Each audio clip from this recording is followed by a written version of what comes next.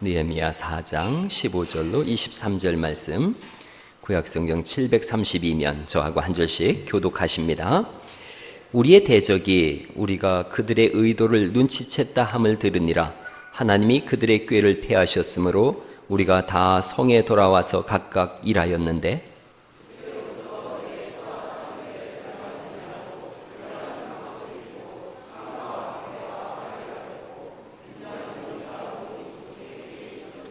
성을 건축하는 자와 짐을 나르는 자는 다 각각 한 손으로 일을 하며 한 손에는 병기를 잡았는데,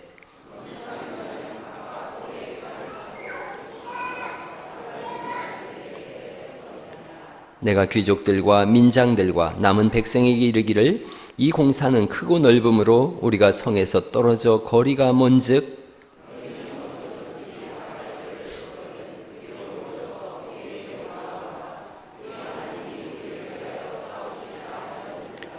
우리가 이같이 공사하는데 무리의 절반은 동틀 때부터 별이 나기까지 창을 잡았으며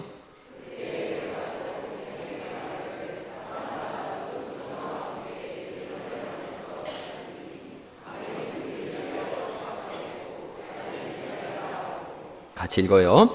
나나 내 형제들이나 종자들이나 나를 따라 파수하는 사람들이나 우리가 다 우리의 옷을 벗지 아니하였으며 물을 기르러 갈 때에도 각각 병기를 잡았느니라. 아멘, 아멘. 느헤미야서를 우리가 읽었어요. 느헤미야 시대입니다.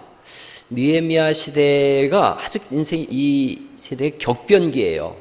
우선 남쪽 유다와 북쪽 이스라엘이 나뉘어졌어요. 근데 북쪽 이스라엘은 아수르에 끌려갑니다. 아수르에 722년에 이렇게 아수르로 끌려가요. 그리고 남쪽 유다는 어디로 끌려가요? 바벨론으로 586년에 끌려가요. 바벨론 포로 생활이 이렇게 시작된 거예요. 그러니까 아수르를 무너뜨린 사람이 저 바벨론이고, 바벨론을 무너뜨린 나라가 페르시아예요. 페르시아의 첫 번째 황제가 고레스인데, 고레스가 왕이 되자마자 조서를 내려요. 그래서 각 나라 백성들, 포로로 끌려왔던 사람들은 본국으로 돌아가도 좋다, 이렇게 조서를 내립니다. 그래서 이스라엘 백성들도 돌아오기 시작합니다. 그래서 첫 번째 돌아올 때 1차 포로귀환이라 그래요. 그 1차 포로귀환 때는 스룹바벨이 돌아오게 되어져요. 그리고 2차 포로귀환 때는 에스라가 돌아오게 되어지고, 그리고 3차 포로귀환 때 오늘 우리가 읽은 느헤미야를 통해서 백성들이 돌아오게 되어집니다.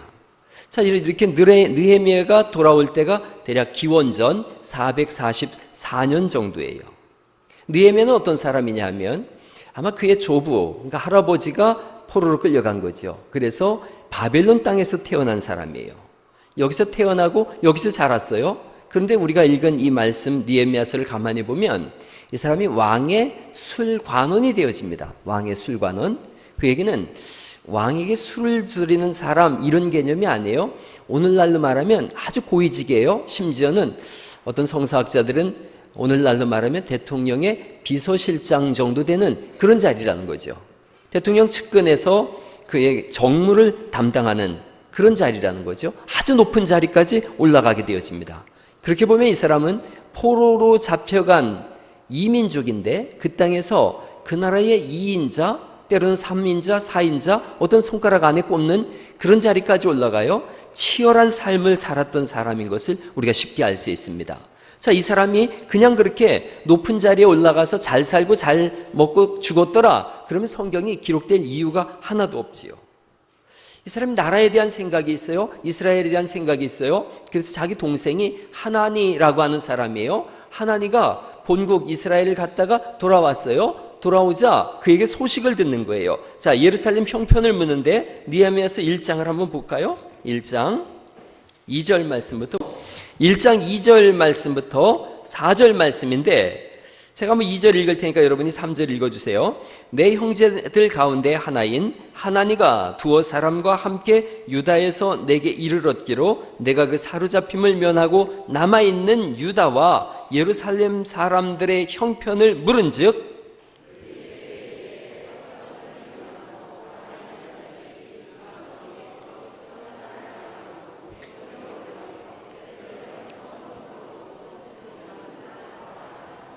이 말을 들은 거예요. 큰 환난을 당하고 능욕을 받고 성은 불타고 성문들은 불탔다. 그래서 4절에 내가 이 말을 듣고 앉아서 울고 수일 동안 슬퍼하며 하늘의 하나님 앞에 금식하며 기도하여 이르되, 이렇게 고백하고 있어요. 그러니까 이 사람이 어떤 사람인지를 우리에게 잘 보여주고 있는 거예요. 이 예루살렘 성이 형편없이 무너지고 성벽이 불탄 걸 보면서 아유, 나는 다행이다, 겁이 없어서 정말 나는 다행이다, 이런 마음을 먹은 게 아니에요. 고국과 동족을 생각하고 성문이 불타고 성전이 무너진 걸 알면서 슬피 울고 금식하고 기도하는 거예요. 여러분, 현대인들 중에 가장 갖고 있는 오늘날의 이 악한 문제가 뭐냐? 극단적 이기주의예요. 극단적 이기주의. 이런 거 엘리베이터에 붙여놨다 그래요. 택배기사, 배달원, 승강기 사용 제한. 그런다는 거예요. 극단적 이기주의인 거예요.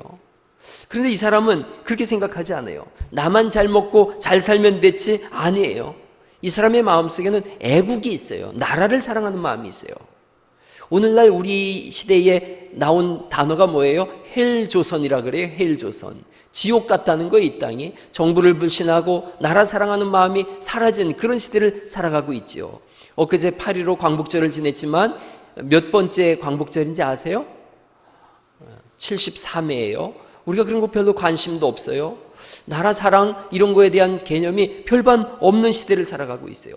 나만 잘 먹고 잘 살면 되지, 전쟁 나면 어디로 도망갈까, 그런 생각을 하고 있는 거지. 어느 나라가 안전하대, 이런 거 생각하는 거예요. 이기주의가 판을 치고 있고 애국은 상관없는 그런 시대. 그런데 느헤미야는 그 마음속에 애국심이 있어요. 이타주의적인 사람이에요. 여러분, 거기 4절 말씀을 더 읽어보실까요? 5절 말씀 읽어볼까요? 4절. 내가 이 말을 듣고 앉아서 울고 수일 동안 슬퍼하며 하나님 앞에 금식하며 기도하여, 이렇게 말씀하고 있어요. 진실한 사람이고 진중한 사람인 거예요. 그리고 가볍지 않은 사람인 거예요. 나라를 놓고 하나님 앞에 기도하고 금식하는 거예요. 사실은 기도가 그렇습니다. 기도하면 할수록 기도의 범위가 점점 넓어지는 은혜가 있기를 간절히 바랍니다. 가정을 넘어서서 익산을 넘어서서 호남 땅을, 호남을 넘어서서 이 나라의 민족을, 그리고 지구촌으로, 더 나아가서 하나님 나라로 기도가 자꾸 넓어져야 되죠. 느헤미야는 후에 이 기도대로 예루살렘에 들어가서 성벽을 건축하고 역사를 세우는 사람이 되어집니다.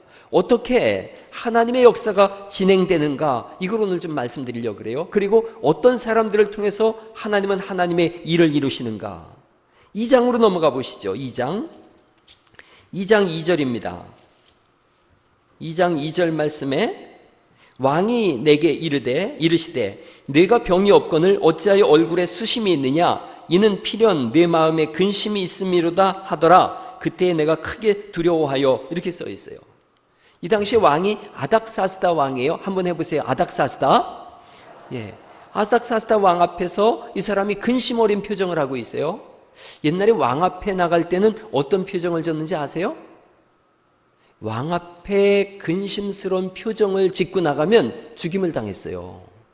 대신이라도. 왜냐하면 왕 앞에 근심 어린 표정을 짓고 나가면 왕이 어떻게 생각하느냐, 내가 통치를 잘못하고 있다라고 하는 반증이 되어지는 거예요. 그러니까 신하들은 어떻게 해야 되느냐, 왕 앞에 아름다운 얼굴로 나가야 됐던 거예요. 그래서 당신이 다스리는 나라가 평안하고 내 마음도 평안합니다, 그런 건 거죠. 여러분, 더불어 하나님 앞에 나왔을 때 아름다운 얼굴을 하고 나올 수 있기를 간절히 바랍니다. 한번 여러분이 지을 수 있는 가장 아름다운 얼굴을 오늘 하나님 앞에 좀 보여주시고, 또 옆 사람한테도 한번 보여줘 보세요. 이게 내 가장 아름다운 얼굴입니다.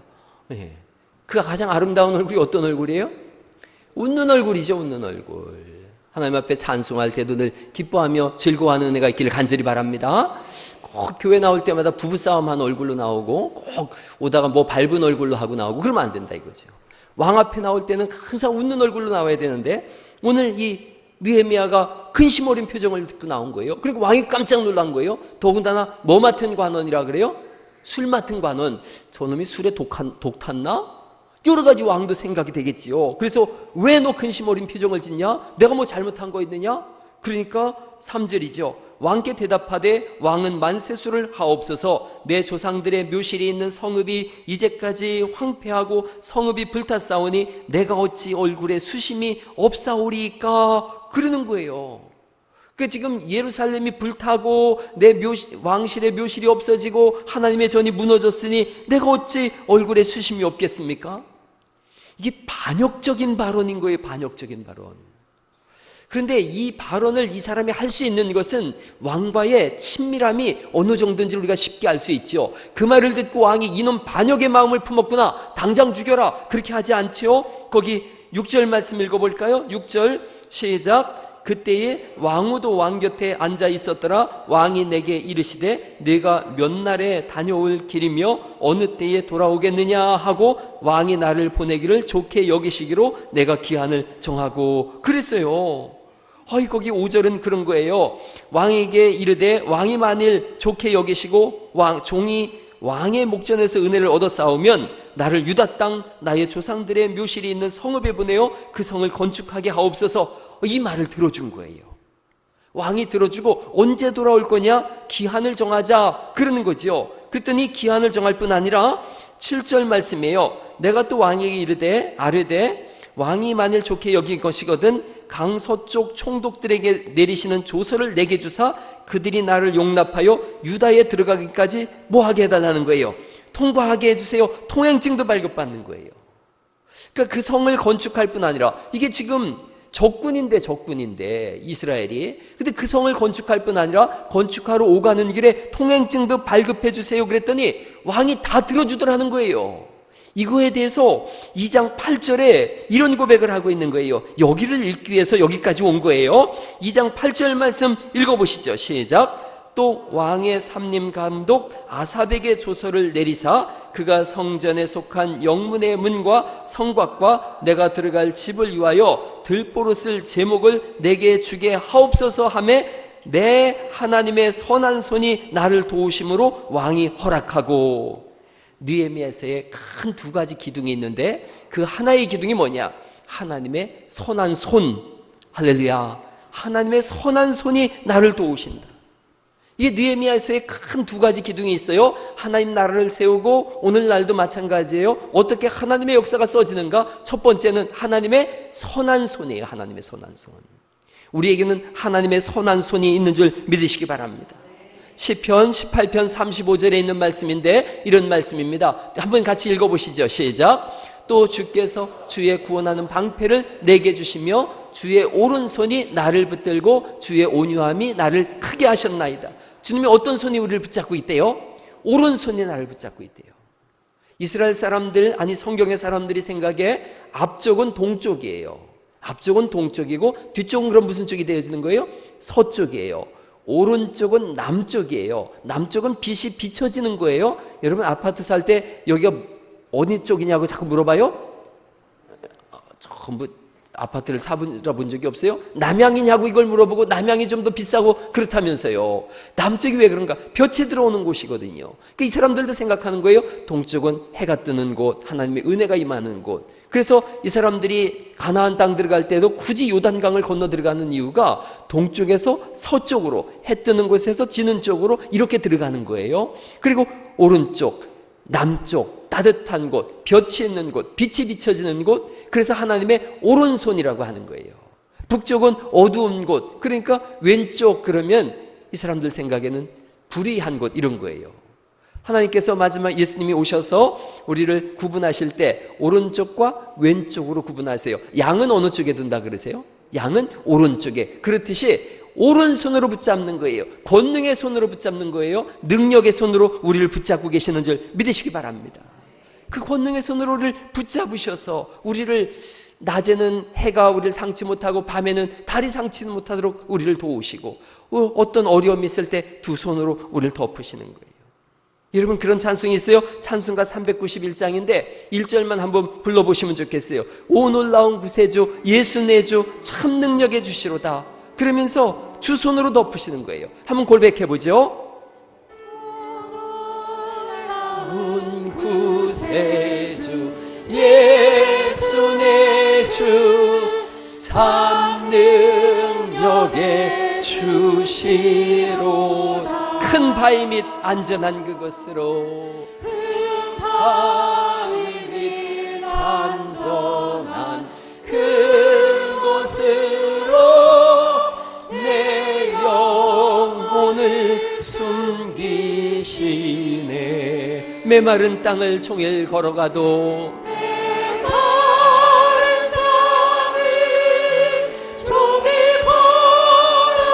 나 피곤치 아니하며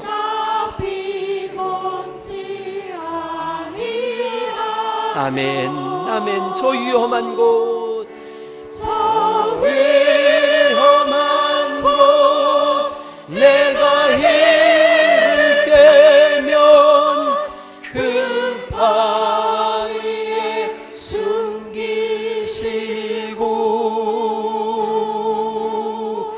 주 손으로 덮으시네. 할렐루야. 교회 와서 꼭 들어야 될 말씀이 이거예요. 하나님의 선하신 손이 항상 우리 위에 있다. 오른손으로 늘 우리를 붙드신다. 여러분 한번 옆 사람한테 이렇게 한번 고백해 보죠. 하나님의 선한 손이 당신을 도우십니다. 네, 반대쪽에 있는 분한테도 알려줘요. 하나님의 선한 손이 당신을 도우십니다. 네. 오늘 꼭 기억하셔야 돼요. 우리는 혼자가 아니에요. 선한 손이 항상 우리에게 있는 줄 믿습니다. 지금 느헤미야가 이 말하는 이 고백이 전부 반역죄에 해당되는데, 왕이 뭐 이런 놈이 있어 하고 죽일 판인데 하나님의 선한 손이 그 위에 있어서, 심지어는 성전을 짓는다고, 예루살렘 성벽을 건설한다고, 나무 내가 줄게 그러는 거예요. 너가 살 집 필요하다고 내가 줄게. 느헤미야가 이걸 고백하는 거예요. 하나님의 선한 손이 여기에 있구나. 선한 손이. 그러자 이 사람들이 일어나기 시작하는 거예요. 선한 손이 우리를 도우신다 하니까 일어나기 시작해요. 그 선한 일을 감당하는 거예요. 선한 손이 일어나자 선한 일을 감당하는 거예요. 그 선한 일이 뭐냐? 무너진 성벽을 건축하는 거죠. 무너진 성벽. 예루살렘 성벽이 다 무너졌어요. 여러분 무너진 성벽을 한번 잘 생각해 보세요. 성벽이 뭐냐? 구별 짓는 거예요. 성벽은 보호받는 것이고 구분 짓는 거예요. 성벽 전에 성막을 우리가 7월 달에 공부했었어요. 성막은 휘장이 밖에 쳐져 있어요. 휘장의 높이가 10m예요. 아주 높아요. 밖에서 안이 보여지질 않습니다. 그렇게 함으로 인해서 구별 짓는 거예요. 잔무리들이 들어오지 못하고 짐승이 침범하지 못하도록, 또 그 안이 보이지 않도록 비밀이 보여지는 거예요. 하나님의 나라가 그 속에 있는 거지요. 성벽이 무너졌어요. 우상이 들어오고 죄가 들어오는 거예요. 악함이 들어오는 거예요. 그러므로 인해서 보호받지 못하자 느헤미야가 외치는 거예요. 일어나서 성벽을 건축하자. 죄와 구별된 성벽을 쌓자는 거죠. 하나님의 나라를 이루는 성벽을 쌓자는 거죠. 신앙의 성벽을 건축하자는 거죠. 거룩함의 성벽을 건축하자는 거죠. 모두 일어나서 힘을 내서 이 선한 일을 하자, 이걸 외치는 거예요. 여러분 오늘도 여러분 삶 속에 하나님의 선한 손 아래에서 성벽이 건축되는 날 될 수 있기를 간절히 바랍니다. 예배의 성벽이 있는가 하면 기도의 성벽이 있고, 찬송과 말씀의 성벽이 있고, 거룩한 성벽이 있는 거죠.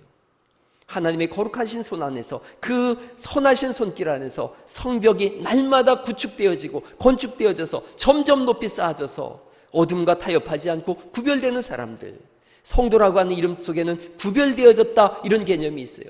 죄가 들어오지 못하도록, 악한 세력이 들어오지 못하도록.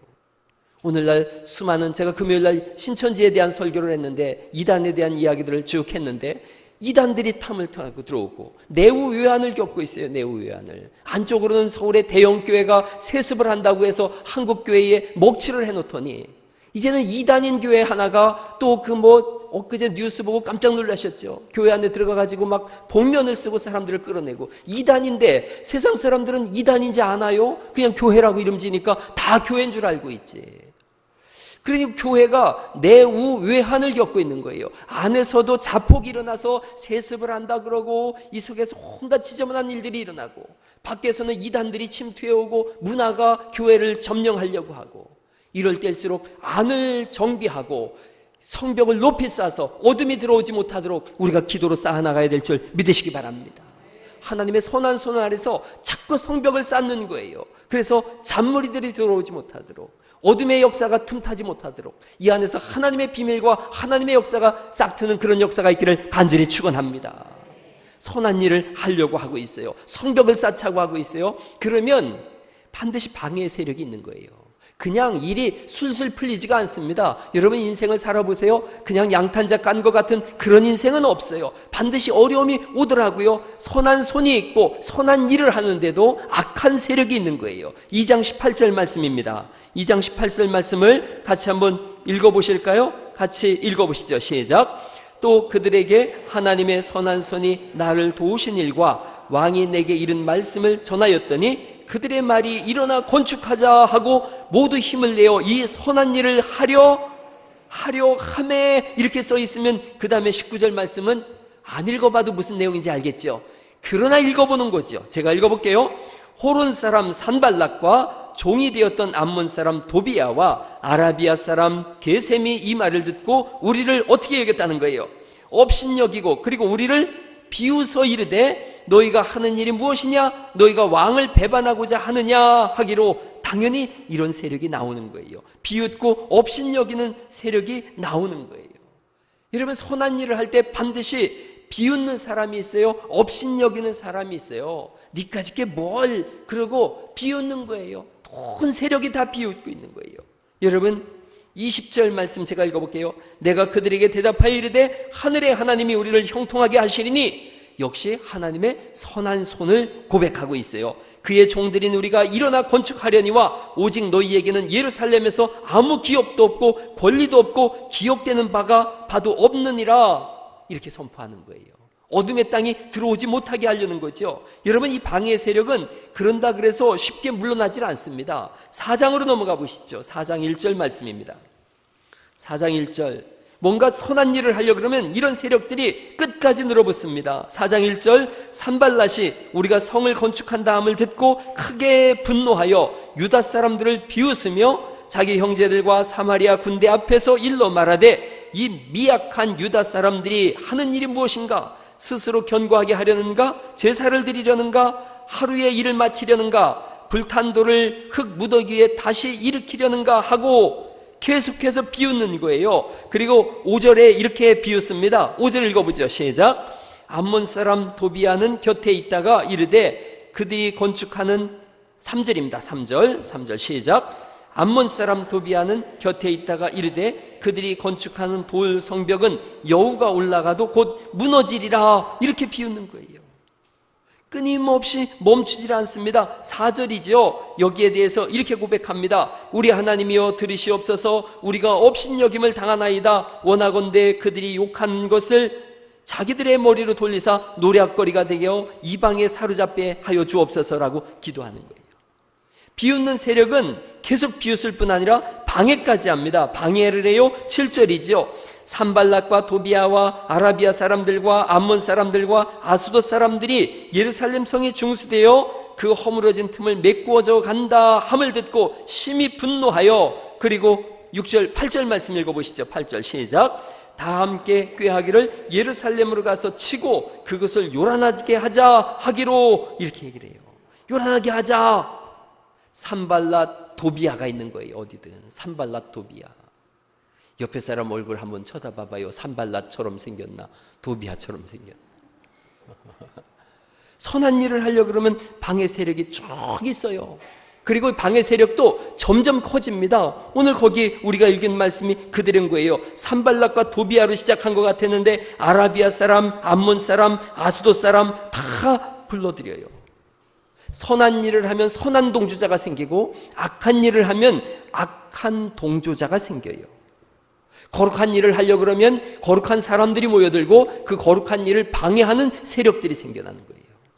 그래서 싸움이 붙었어요. 영적인 싸움이 일어났어요. 여기서 물러나질 않습니다. 4장 9절 말씀이죠. 4장 9절 말씀 큰 소리로 같이 한번 읽어보십니다. 시작.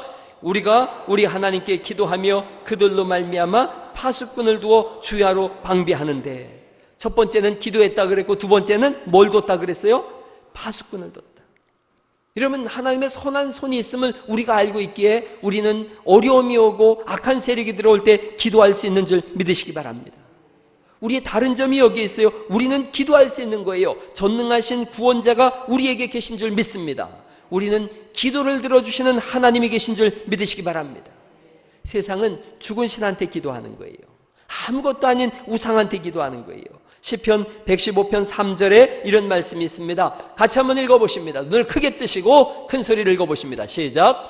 오직 우리 하나님은 하늘에 계셔서 원하는 모든 것을 행하셨나이다. 이것과 구분됩니다. 4절 말씀입니다. 그들의 우상들은 은과 금이요 사람이 손으로 만든 것이라. 그 우상이 뭐냐? 5절에 이렇게 되어 있습니다. 5절 말씀에 보면 우상에 대해서 입이 있어도 말하지 못하며, 눈이 있어도 보지 못하며, 귀가 있어도 듣지 못하며, 코가 있어도 냄새 맡지 못하며, 손이 있어도 만지지 못하고, 발이 있어도 걷지 못하고, 목구멍이 있어도 작은 소리 내지 못하고. 8절 말씀을 우상처럼 읽지 말고 한번 다 같이 한번 8절 읽어보십니다. 시작. 우상들을 만드는 자와 그것을 의지하는 자들이 다 그와 같으리로다. 제가 이 말씀을 계속 드리는 이유가 그거예요. 우상을 의지하면 듣지도 보지도 말하지도 움직이지도 못하는 거예요. 그러나 우리가 기도하는 하나님, 예레미야서 10장 10절에 있는 말씀입니다. 우리가 기도하는 하나님이 어떤 분이신가? 예레미야서 10장 10절을 제가 읽어볼게요. 쉬운 성경으로 이렇게 되어 있습니다. 오직 여호와는 참 하나님이시요 살아계신 하나님이시요 영원한 왕이시라. 그 진노하심에 땅이 진동하며 그 분노하심에 이방이 능히 당하지 못하리로다. 우리 하나님이 살아계신 분이라는 거지요. 성경에서 가장 어려운 일을 당한 사람이 누군가? 욥이라는 사람이 있어요. 욥. 자녀가 죽었어요. 재산을 다 도둑맞았어요. 본인은 병이 걸려서 피부가 썩어요. 친구가 와서 모욕을 하고 있고 질타를 하고 있고 수치스럽게 만들고 그 부인조차도 모욕해요. 그가 욥기서 19장 17절에 보면 이렇게 고백합니다. 한번 쉬운 성경이니까 제가 읽어볼게요. 내 아내도 내 입에서 나는 냄새를 맡지 못하고 내 형제들도 내 곁에 가까이 오기를 싫어하며 그 어린 아이들까지 나를 보면 업신여기고 조롱하는구나. 나의 제일 가까운 친구들도 나를 싫어하며 내가 사랑하던 사람들도 돌이켜 나의 대적이 되었다. 나는 뼈와 가죽만 남아 겨우 목숨만 붙어있는 신세가 되었구나. 이게 욥이 처한 현실이에요. 그런데 여기서 그냥 무너지지 않습니다. 그가 25절에 가면 이렇게 고백합니다. 내가 알기에는 나를 구원하실 분이 살아계심으로 그가 결국 땅 위에 서실 것이요 내 육체의 가죽이 썩은 후에는 내가 육체 밖에서 하나님을 볼 것이며 그때는 내 눈이 그를 보아도 낯선 사람처럼 하지 않을 것이니. 그 다음 글자 같이 한번 읽어보시겠어요? 시작. 내 마음이 한없이 설레는구나. 이렇게 써 있어요. 여러분, 이 땅에서 내가 이렇게 처참하고 무너져도 결국 하나님 앞에 서면 하나님이 나를 살리실 것이고 영원한 천국을 허락하실 것이니 내 마음이 한없이 설레는구나. 우리 속에 혹시 위기 속에 살고 있는 분이 계십니까? 욥과 같은 사람이 왜 없겠어요? 욥과 같은 인생의 위기가 왜 없겠어요? 때로는 자신의 질병이 있을 수도 있고 자녀가 아파서 눈물 흘릴 때가 있습니다. 부모로 인하여 고통하며 눈물 흘리며 부모를 위하여 기도하는 사람들이 있지요. 그런데 성경이 우리에게 말씀하세요. 내가 육체 밖에 섰을 때는, 즉 하나님 나라 갔을 때는 하나님이 나를 도우신다, 이걸 알고 있고 또 이 땅에서도 하나님의 선한 손이 우리를 돕고 계심을 믿으시기 바랍니다. 우리는 상황을 역전시킬 살아계신 하나님이 계신 줄 믿습니다. 우리가 예수님을 믿는 게 그런 건 거예요. 내 힘으로 다 할 수 있다, 그럼 예수님을 믿을 이유가 하나도 없어요. 복음은 내가 할 수 없기에 주님이 하시는 것인 줄 믿으시기 바랍니다. 예수님이 붙잡고 구원하시는 거예요. 물에 빠져들어가는 베드로를 선하신 예수님의 손길이 붙잡아내신 줄 믿으시기 바랍니다. 다윗이 이런 고백합니다. 사무엘하 22장 19절 말씀인데 같이 한번 사무엘하 22장 19절 읽어보시죠. 시작. 내가 망할 처지가 되자 저들이 달려들었지만 여호와께서 내 편이 되어주셔서 건져주시고 어깨를 펴주셨다. 하나님이 이렇게 했던 나를 좋아하셨다. 이게 얼마나 감사한지 몰라요. 제가 이게 여러 가지 번역서를 다 봤어요. 그러다 공동번역이 있는 말씀이 공동번역. 다시 한번 띄워봐봐요. 공동번역에 이 말씀이 좋더라고요. 내가 망할 처지가 되자 저들이 달려들었지만 하나님께서 누구 편이 됐다는 거예요? 내 편이 되주셨다는 거예요. 하나님 내 편 되주셨다. 여러분, 이 말씀이 되게 중요해요. 우린 자꾸 이렇게 생각해요. 내가 하나님 편 돼야 하나님 나를 도와주신다고. 우리가 하나님 편 될 수가 없어요. 날마다 짓는 게 죄밖에 없는데요, 날마다 하는 짓이라고는 하나님과 반대로 가는데요, 어떻게 우리가 하나님 편이 되어져요? 우리가 하나님 편 될 수 없기에 하나님이 오셔서 내 편 되어주시고 건져주시는 줄 믿으시기 바랍니다. 여러분, 우리가 하나님 편 되면 물에 빠졌을 때 누구한테까지 헤엄쳐 가야 돼요? 하나님께까지 헤엄쳐 가야 되는 거예요. 그래야 하나님이 건져주시죠. 아니에요. 그럴 실력이 있으면 뭘 하나님께 가요. 내가 육지로 건너가면 되지. 하나님이 우리에게 오셔서 건져주시고 어깨를 쫙 펴게 하신 줄 믿으시기 바랍니다. 그래서 제가 좋아하는 말이 있다 그랬잖아요. 어깨 쫙, 어깨 쫙. 한번 해보세요. 어깨 쫙. 이거 한번 읽어봐요. 어깨 쫙 펴고 오늘도 파이팅! 오른손을 이렇게, 오른손을, 권능의 손을 탁 한번 올려보세요. 올리시고 한번, 다 올려봐봐요. 자던 사람 빨리 깨워요. 자던 사람 깨워서. 그쪽에 몇몇 사람 자지 말고 빨리 손 들어봐봐요. 오른손 쫙, 어깨 쫙 펴고, 오늘도 파이팅! 교회 와서 좀 이렇게 소리라도 한번 시원하게 질러봐야 되지 않겠어요? 한번 다시 어깨 쭉 하면 어깨 쫙 펴고 다니면 오른손 탁 치기. 그 두 손 다 들고 해요? 오른손만 들고 해요. 어깨 쫙 펴고 오늘도 화이팅! 할렐루야! 우리 하나님께 영광의 박수 한번 돌려보세요. 여러분, 하나님의 선하신 손 아래서 마음껏 일할 수 있기를 간절히 바랍니다. 느헤미야서에 두 가지 기둥이 있는데, 하나님의 선하신 손이 나를 돕고 있다. 또 하나는 그 선하신 손 아래서 마음껏 일하라는 거예요. 마음껏 일하라. 마음껏 일하는 사람들이 있는 거예요. 마음껏. 여러분, 느헤미야서 4장 9절을 우리가 읽었는데 다시 한번 보시죠. 4장 9절에 이렇게 돼 있어요. 우리가 우리 하나님께 기도하며, 즉 선한 손 아래에서 그들로 말미암아 파수꾼을 두어 어떻게 방비했다는 거예요? 주야로 밤낮으로 방비했다는 거예요. 밤낮으로. 10절에 이렇게 되어 있습니다. 10절 말씀을 제가 10절부터 12절까지 쉬운 성경으로 읽어드려 볼게요. 우리 이 개역 개정이 조금 어려운 것 같아서 쉬운 성경으로 이렇게 읽습니다. 그때 유다 백성이 이렇게 말했습니다. 일꾼들이 지쳐가고 있습니다. 온통 먼지와 흙먼지뿐입니다. 우린 이제 성벽 쌓는 일에 지쳤습니다. 더구나 우리의 원수들은 이렇게 말했습니다. 우리는 아무도 모르게 유다 사람들을 죽여버리고 그들이 하던 일을 그만두게 할 것이다. 원수들 가까이에 사는 유다 사람들이 와서 적들이 우리를 공격하려고 호시탐탐 기회를 노리고 있습니다 하고 10번이나 알려줬다는 거예요. 10번이나. 그런데 느헤미야가 물러서지 않습니다. 4장 14절 말씀입니다. 느헤미야서 4장 14절 말씀을 세 번역으로 읽어보죠. 앞에 같이 한번 읽어보실까요? 세 번역 성경입니다. 시작. 백성이 두려워하는 것을 보고 나는 귀족들과 관리들과 그 밖의 백성들을 격려하였다. 그들을 두려워하지 말아라. 위대하고 두려운 하나님을 기억하고 형제 자매와 자식과 아내와 가정을 지켜야 하니 싸워라. 할렐루야. 이게 제가 한번 느헤미야 톤으로 한번 읽어볼게요. 느헤미야 톤으로 거기 한번 띄워봐봐요. 다시. 느헤미야가 이렇게 얘기하는 거예요. 그들을 두려워하지 말라. 위대하고 두려운 하나님을 기억하고 형제 자매와 자식과 아내와 가정을 지켜 싸우라고 이연사 두 손 들고 외칩니다. 할렐루야. 이렇게 하는 거예요. 이렇게 하는 거예요. 백성들의 마음이 확 녹아진 거죠. 확 뒤집어진 거죠. 환경이 막 시시각각으로 몰려오고 유다 사람들조차도 두려워 떨고 있고 저놈들이 숨었다가 우리를 암습해서 죽인다고 하고 우리는 일하느라고 무기도 없고 우리는 가진 것도 없는데 어떡합니까? 환경으로 두려워하고 있어요. 그런데 성경이 말씀하는 거예요. 하나님의 선한 손이 있지 않느냐. 그 선한 손 안에서 우리가 일하는데 하나님이 지키지 않겠느냐. 그러니 일하자는 거예요. 실패할 것을 실망하지 말라는 거예요. 실패할 것으로 두려워하지 말라는 거예요. 지극히 크시고 두려운 하나님이 계신다는 거예요. 그분은 태초에 천지를 창조하신 분인 줄 믿으시기 바랍니다. 빛이 있으라 말씀하셔서 빛을 만드신 분인걸요. 하늘과 땅과 온 천지 만물을 만드시고 지금도 주장하시고 운영하시는 분이 하나님이신 줄 믿으시기 바랍니다. 반석을 쳐서 강물이 나오게 하신 분이십니다. 지팡이를 들자 홍해를 가르신 분이십니다. 그 선하신 손이 우리를 붙잡고 있음을 기억하시기를 간절히 바랍니다. 그 하나님 앞에서 우리가 선한 일을 하는데 무엇이 두렵겠느냐는 거예요. 느헤미야의 이 설교를 듣고서 4장 16절입니다. 4장 16절에 아주 기가 막힌 말씀이에요. 가슴 뛰는 말씀이 16절 말씀부터 23절까지 이렇게 되어 있습니다. 제가 한번 느헤미야서 4장 16절 말씀부터 23절까지 오늘 우리가 읽었지만 제가 16절 말씀 읽어볼게요. 그때로부터 내 수하 사람들의 절반은 일하고 절반은 갑옷을 입고 창과 방패와 활을 가졌고 민장은 유다 온 족속의 뒤에 있었으며, 그리고 17절 말씀 읽어보시죠. 시작.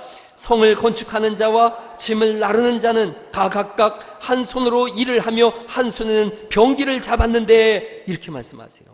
18절에도 더 가슴 뜁니다. 건축하는 자는 각각 허리에 칼을 차고 건축하며 나팔 부는 자는 내 곁에 섰었느니라. 나팔 부는 자는 왜 섰느냐? 적이 쳐들어오면 나팔을 불어서 이제는 삽을 놓고 칼을 빼라는 거예요. 칼을 빼라는 거예요. 그러다 적이 오지 않는다고 그러면 칼을 집어넣고 삽을 들어라, 이걸 말하고 있는 거예요. 여러분, 이게 얼마나 가슴 뛰는지 21절 말씀 읽어보시죠. 21절 시작. 우리가 이같이 공사하는데 무리의 절반은 동틀 때부터 별이 나기까지 창을 잡았으며, 이렇게 말씀하고 있고, 22절 말씀, 그때에 내가 또 백성들에게 말하기를 사람마다 그 종자와 함께 예루살렘 안에서 잘지니 밤에는 우리를 위하여 뭐 한다는 거예요? 파수하고 낮에는 일하고. 밤에는 파수하고 낮에는 일하고. 23절 뒷절에도 하반절에도 이렇게 되어 있습니다. 우리가 다 우리의 옷을 벗지 아니하였으며 물을 기르러 갈 때에도 각각 병기를 잡았느니라, 이렇게 말씀하세요. 역사는 이렇게 써지는 겁니다. 역사는 그냥 아무렇게나 써지는 게 아니에요. 게으름으로 일어날 수 있는 것은 하나도 없어요. 하나님의 선한 손을 의지하고 있습니다. 그 손이 붙잡고 있음을 알고 있습니다. 그러나 낮에는 일하고 밤에는 파수하고, 밤에는 파수하고 낮에는 일하고, 한 손에는 칼 들고 한 손에는 삽을 들고, 적이 오면은 칼로다가 물리치고 적이 안 오면 삽을 들어서 준비하고. 이게 믿음의 사람들이에요. 하나님 앞에서 게으르지 않기를 간절히 바랍니다. 성경이 느헤미야서가 두 가지를 말씀한다 그랬어요. 하나님의 선한 손이 있다. 그 선한 손 안에서 부지런히 일을 하는 사람들. 신앙이 어떤 것이냐? 신앙은 무리하는 겁니다. 무리하는 거예요. 무리하는 겁니다. 신앙은 미쳐야 되는 거지요. 대충 살살 적당히 이런 건 없어요. 신앙생활에 꼭 먼저 믿고 오래 믿은 사람들이 대충해, 살살해, 적당히 해, 아주 그냥 속이 터져요. 신앙은 무리하는 것인 줄 믿으시기 바랍니다. 한번 옆 사람한테 인사하세요. 예수님을 위하여 무리합시다. 무리하는 거예요. 우리가 어떤 사람들인가? 주를 위하여 무리하는 사람들입니다. 여러분, 왜 무리하는가? 사랑하는 걸요. 주를 사랑하는데요. 사랑하면 변합니다. 사랑하면 무리합니다. 제가 결혼하기 전에 정말 죽도록 피곤해서 손가락도 까딱하고 싶지 않았는데 전화가 오더라고요. 그래서 받았더니 오빠 피곤해? 그러더라고요. 그래서 아니! 그러고 달려나갔어요. 그래서 결혼했어요. 여러분, 그게 사랑이죠. 오빠 피곤해? 피곤해 죽겠어. 다음에 만나자. 사랑 아니에요. 여러분, 사랑하면 눈에 불이 들어오는 줄 믿으시기 바랍니다. 집집마다 그런 분들이 있잖아요. 머리도 안 감고 맨날 양치질해라, 머리 감아라, 세수해라, 옷 좀 잘 입고 다니라. 그래도 말 하나도 안 듣던 그분들께서 어느 날부턴가 막 이가 그냥 막 닳도록 양치질을 하고 막 대가리가 그냥 머리털 다 뽑아지도록 머리를 감고 막 뭐 이러고 일찍 일어나고 밤늦게 들어오고 막 쌩쌩거리고. 왜 그래요? 그분한테 뭐가 생긴 거예요? 그것이 생긴 거예요. 그분들한테 그게 생긴 거예요. 사랑하니까 무리하더라고요. 사랑하니까 미치더라고요. 우리는 예수님 사랑하는 사람들인 줄 믿습니다. 고린도전서 15장의 사도 바울의 고백입니다. 우리가 미쳐도 주를 위하여 미친 것이다. 하나님을 위해서 미쳤다. 하나님을 위한 일이라면 미쳤다는 소리 들어야죠. 여러분, 이 사람들 미치지 않았어요? 성벽 짓는다고 그러면서 아무것도 없는데 돌아온 사람이 4만 명 정도밖에 안 되는데 자기의 모든 걸 다 쏟아놓고 한 손엔 칼 차고 한 손엔 망치 들고 일을 하다가 적이 오면 적을 맞고 밤에는 눈 뜨고 파수하고 낮에는 일을 하고 미쳤지요. 그런데 미치지 않으면 이렇게 미칠 수 있는 일이 없는 거예요. 무리하지 않으면 이룰 수 있는 일이 없는 거예요. 주를 위하여 미치는 사람들, 그게 우리들인 줄 믿습니다. 우리 갈릴리 교회도 주님을 위하여 미친 사람들이 있습니다.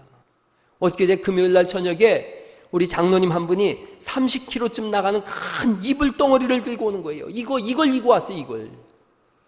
이걸 한 400m, 500m, 거의 1km 가까이 되는 곳에 사는 우리 장로님이, 나이나 적으셔야지, 우리 김종현 장로님이 저 이불 덩어리를 지고서 오는 거예요. 저게 교회 그 베개하고 이런 거예요. 그래서 3층에 올려놔서 제가 어제 가서 찍었어요. 찍고서 제가 들어봤어요. 간신히 저는 들더라고요. 이걸 이고서 글쎄 땀 뻘뻘 흘리면서 오신 거예요. 이게 미쳤죠. 이런 그런 공고예요. 항존직분자들 1박 2일 수련회 하는데 집사님들 몇 분이 오셔가지고 밥하고 설거지를 하는 거예요. 이 항존직분자들 30여 명을 1박 2일 동안 먹이는 거예요. 불 앞에서 일을 하는 거예요. 불 앞에서, 떼역빛 앞에서 땀 펄펄 흘리면서 그러는 거예요. 누가 보면 뭐 하라는 거예요. 미친 거예요. 미친 거예요. 뭐 그런다고 누가 뭐 알아나 주나, 나는 알아줄까. 미치는 거예요. 교회 학교 교사들 저 밖에 써놓은 거 보셨지요? 들어오시면서 오늘 오후에 헌신 예배합니다. 주일학교 헌신 예배하는데 오늘 여기 있는 사람은 다 있어야 돼요. 한번 옆 사람한테 이 얘기 인사하시죠. 헌신 예배 없으면 사람도 아닙니다. 한번 해보세요. 시작. 그래 또 시험 들라 인간입니다. 인간. 그래 안 나오면 이제 아유 인간아 이렇게 하셔요. 그 바쁜데 느헤미야서 제가 오늘 느헤미야서 설교 왜 하느냐? 주일학교에서 요청 들어온 거예요. 느헤미야 성벽을 쌓는 느헤미야에 대해서 성경학교를 했으니 오늘 느헤미야서 설교를 해달라는 거예요. 그래서 제가 지난주에 설교를 다 썼다가 다시 썼어요. 느헤미야 설교를 다시 썼어요. 그런데 느헤미야서 1장부터 13장까지 있는데 주일학교 교사들이 이걸 다 쓰는 거예요. 다 쓰는 거예요. 제 아내가 써보니까 손가락이 아파서 못 쓰겠더래요. 10장까지 썼는데 그걸 밤새 다 쓰는 거예요. 미친 것 같아요. 미친 것 같아요. 틈만 나면 교회 와서 청소하는 사람들이 있어요. 틈만 나면 교회 와서 이거 고치고 저거 고치고 뚝딱뚝딱 고치는 사람이 있어요. 제가 어제 들어보니까 오늘 식사 준비를 한 사람이 했더라고요. 한 사람이. 여러분 200명 정도 되는 식사를 한 사람이 준비를 하는 거예요. 미친 거예요. 미친 거예요.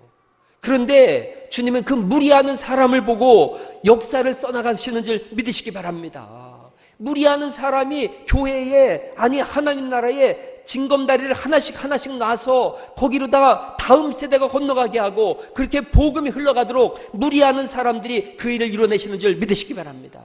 우리가 하나님의 선하신 손 안에 있어요. 그래서 무리하는 거예요. 이재철 목사님이라고 하는 분이 있어요. 이분이 비전의 사람이라고 하는 책을 썼는데 거기에 이런 글을 썼더라고요. 제가 읽어볼게요. 사랑하는 자녀들아, 아빠와 엄마는 하나님께서 맡겨주신 삶의 몫을 위해 앞으로도 최선을 다할 거야. 아빠와 엄마가 이 세상을 떠나 천국으로 향하는 날 너희들이 아빠 엄마의 삶의 긍지를 느끼고 박수로 환송할 수 있도록 말이야. 그러고 말하는 거예요. 너희들 역시 주어진 일에 최선을 다해라. 너희들의 마지막 날 너희들의 자녀들도 너희들을 박수로 환송할 수 있게끔 말이다. 엉거주춤 살면 누가 박수 칠 수 있겠어요? 대충 살면 그 인생이 마지막 날 얼마나 후회가 가득하겠어요. 제가 좋아하는 말이 있다 그랬죠. 나는 달아질지언정 썩어지지 않는다. 할렐루야. 그게 우리의 모습이어야 되는 거예요.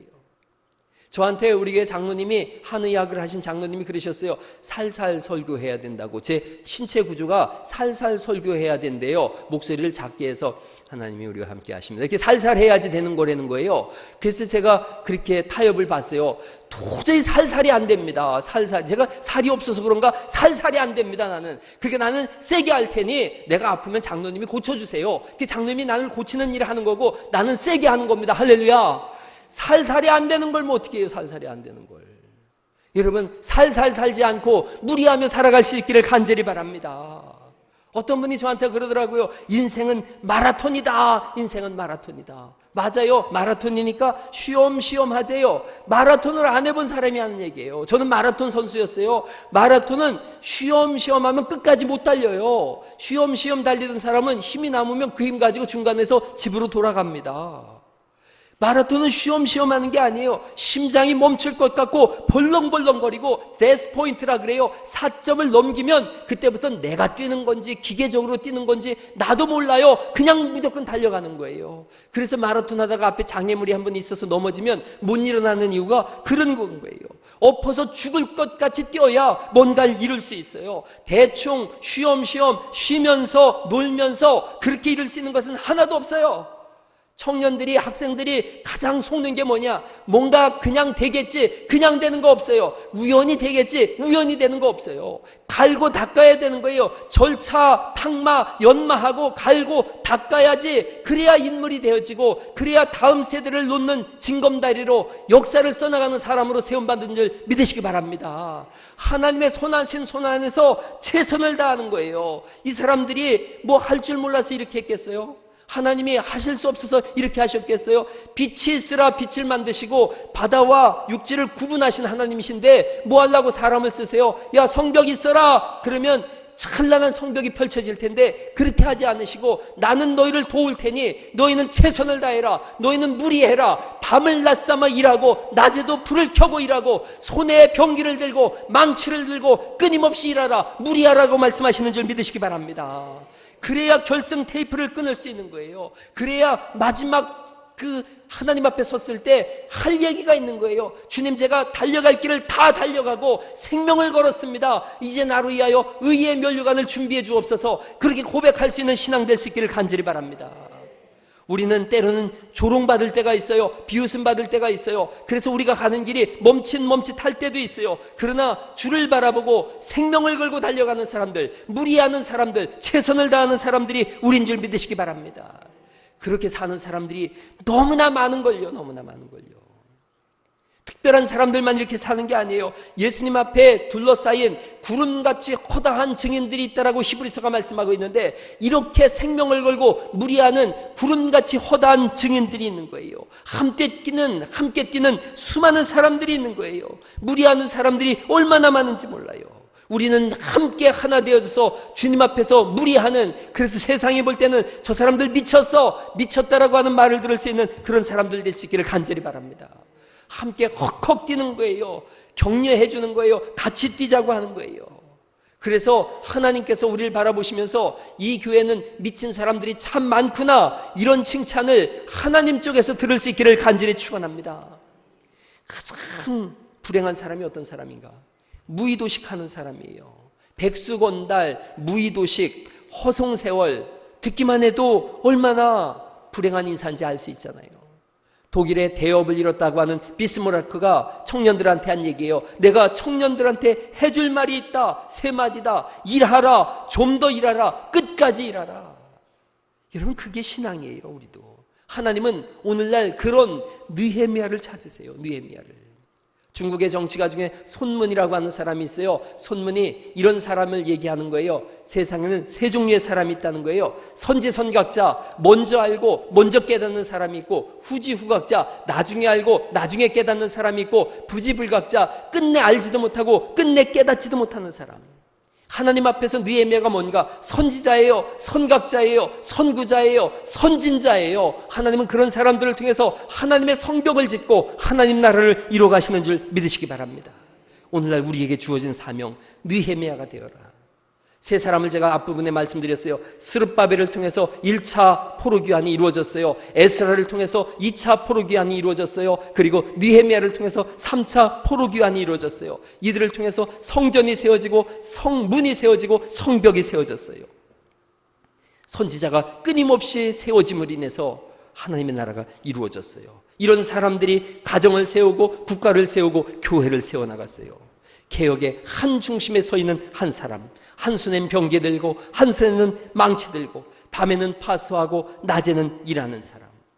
거기가 이 교회 되시고 여러분들 되시고 오늘 여기 예배하는 우리 젊은 친구들 되어져서 다음 세대를 하나님이 아무 걱정하지 않고 너희에게 내가 다음 세대를 맡긴다, 나의 선한 손이 너희에 항상 있을 것이니 다음 세대를 이끌어가라고 그렇게 마음 놓고 우리에게 깃발을 맡겨줄 수 있는 그런 믿음의 용사들로 주님 앞에 설 수 있기를 예수님의 이름으로 축원합니다. 우리 그런 찬송